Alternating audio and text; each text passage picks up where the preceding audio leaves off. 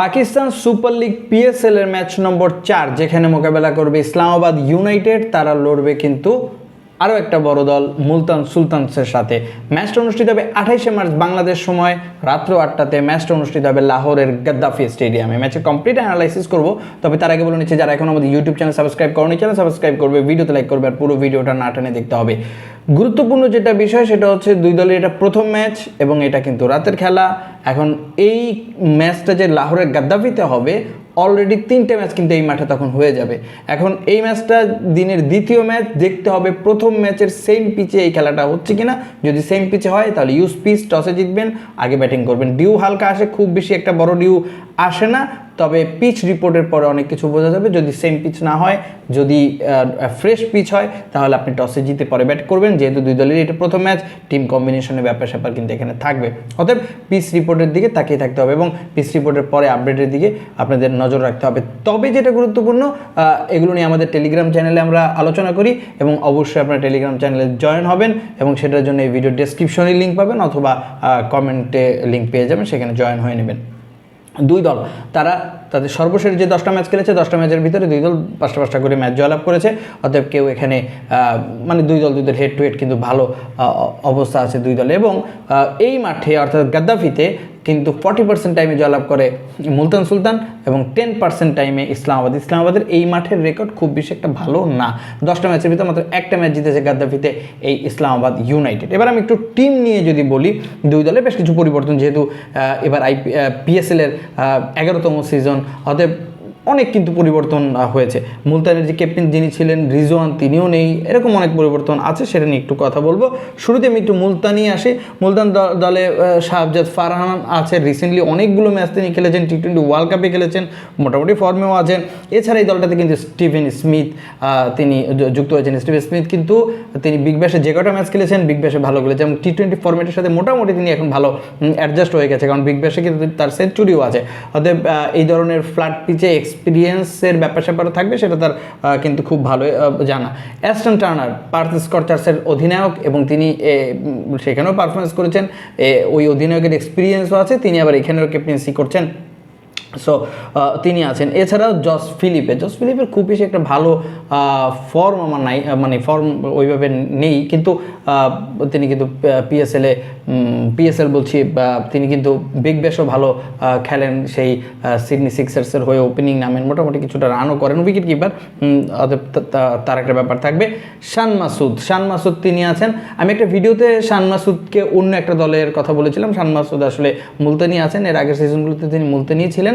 আমি রাওয়ালপিন্ডিজে তিনি বলেছিলাম, এর জন্য আসলে আন্তর্জাতিকভাবেই দুঃখিত, কারণ আসলে এটা হতেই পারে। তিনি মূলত মুলতানি আছেন, সো কিন্তু ক্যাপ্টেন না আর কি। এছাড়াও এই দলটাতে যদি বলি, লরকান শ আছে, মোহাম্মদ নওয়াজ আছে, সাউথ আফ্রিকার ব্যাটসম্যান পশ্চিগাও তিনি আছেন, শামসি আছে স্পিনার, তার কিন্তু ভালো একটা রোল এই মাঠে আছে, কারণ একেবারে ফ্ল্যাট পিচে তার যে স্পিনটা সেটা খুব ইফেক্টিভ হতে পারে। পিটার সিডল বয়স হয়েছে, বাট এখনও তিনি কিন্তু বিগ ব্যাশও খেলেন এবং তার টেস্ট লেন্থের বলগুলো ইফেক্টিভ হতে পারে এই ধরনের ফ্ল্যাট ট্র্যাকে। এছাড়াও আরশাদ ইকবাল তিনি আছেন। এই দলটাতে বলার মতো এই তো মোটামুটি অনেকগুলো নামই বলে ফেললাম, ওয়াসিম জুনিয়র এগুলো আছে। সো টিমটা আপনি যদি দেখেন তাহলে স্টিভেন স্মিথ খেলছেন, অ্যাস্টন টার্নার খেলছেন কনফার্ম, সাথে শামসি খেলছেন, তিনজন প্লেয়ার একেবারেই কনফার্ম, বাকি একজনকে কাকে দিয়ে খেলাবেন সেটা টিম কম্বিনেশনের উপরে হয়তো বোঝা যাবে। পিটার সিডেলও খেললে অবাক হওয়ার কিছু থাকবে না। সো এই হচ্ছে এই টিমটার অবস্থা, একেবারেই খারাপ না, বিশেষ করে তাদের টপ অর্ডারটা একেবারে নতুন বলে যেটু মুভমেন্ট থাকে, সেই জন্য এই টিমটা একেবারে পারফেক্ট একটা টিম টপ অর্ডার থেকে। আমি যদি একটু ইসলামাবাদ ইউনাইটেডে আসি, ইসলামাবাদ ইউনাইটেড আগের মতো অনেক প্লেয়ারই আছে। ইমাদ ওয়াসিম তিনি এই দলটাতে আছেন, ভালো অলরাউন্ডার, ভালো স্পিন করেন। শাদাব খান তিনি ক্যাপ্টেন আছেন এই দলটাতে, ওই জায়গাতে পরিবর্তন নাই। হায়দার আলী আছেন, হায়দার আলী রিসেন্ট বাংলাদেশ সিরিজে তিনি ইনজুর্ড হয়েছিলেন, তিনি ম্যাচ খেলবেন কিনা, অ্যাভেলেবেল থাকবেন কিনা সেটা একটা বিষয় আছে।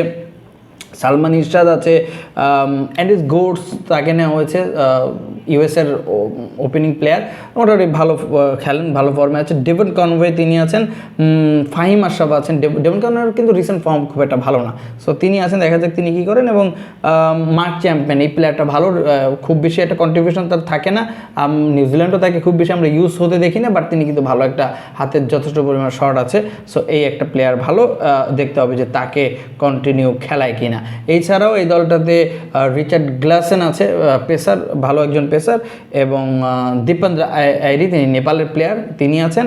সালমান মির্জা আছে এবং ক্রিস গ্রিন আছে, অফ স্পিন করেন এবং বয়স অনেক হয়েছে, বাট এখনও তিনি কন্টিনিউ খেলেন। এখন এই দলে 4জন ফরেন প্লেয়ার আসলে কে কে থাকবেন আমার হিসেবে, যদি সেভাবে আপনি হিসাব করেন অ্যান্ড্রোগোস এবং ডেভন কর্নে দুইজন তো উইকেট কিপিং করতে পারেন, আমার মনে হয় এখানে ডেভন কর্নের দিকে যাওয়া উচিত। আর মার্ক চ্যাম্পিয়নকে তো অবশ্যই দলে রাখা উচিত, দুইজন, সাথে রিচার্ড গ্লাসন একজন পেস এক্সপিরিয়েন্স থাকবে, এবং ক্রিস গ্রিনকে নেওয়া উচিত একটা অফ স্পিনার খেলার জন্য। বাকিটা দেখা যাক এখন স্কোয়াডে কী হয়। বাট এই ম্যাচে আমার প্রেডিকশন কি, এই ম্যাচে আমার প্রেডিকশন হচ্ছে আমি এই ম্যাচে এগিয়ে রাখবো মুলতান সুলতানকে, কারণ মুলতান এই তাদের টপ অর্ডারটা যথেষ্ট পরিমাণ এক্সপিরিয়েন্স আছে, এবং লাহোরের পিচে নতুন বলে যথেষ্ট পরিমাণ মুভমেন্ট হয় 2-4 ওভার, ওই টাইমটাতে আসলে উইকেট সার্ভাইভ করে খেলার ক্ষেত্রে মুলতানের সেই এক্সপিরিয়েন্স প্লেয়ারগুলো আছে, এবং এখান থেকে যে কোনো একজন প্লেয়ার যদি দাঁড়িয়ে যায় লম্বা ইনিংস খেলতে পারবে, সেই এক্সপিরিয়েন্সটাও আছে।